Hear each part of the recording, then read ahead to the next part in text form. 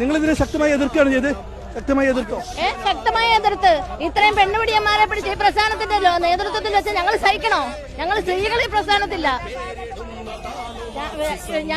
ഞാൻ കൂടുതൽ പറയുന്നില്ല, കാരണം ഇതെങ്ങനെ സഹിക്കും? നേതൃത്വം നന്ദിയുണ്ട്.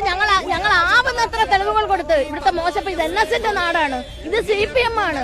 അതുകൊണ്ട് ഈ പ്രസ്ഥാനത്തെ സംരക്ഷിക്കണം എന്ന് പറഞ്ഞാൽ ഞങ്ങൾ തെളിവുകൾ പുറത്തൊന്നും കൊടുക്കാതെ ഇത്രയും കൊള്ളരുതായ്മകൾ നടത്തിയ പ്രസ്ഥാനത്തെ സംരക്ഷിക്കാൻ വേണ്ടി ഞങ്ങൾ ആവുന്നത്ര ഞങ്ങൾ പരാതികൾ കൊടുത്തു, അടി മുതൽ മുടി വരെ. പക്ഷെ ഈ ഇത്രയും കൊള്ളരുതാത്തവന്മാരെ ഒരു കൊലപാതകയാണെങ്കിൽ പോലും പ്രസ്ഥാനത്തെ സംരക്ഷിക്കാം.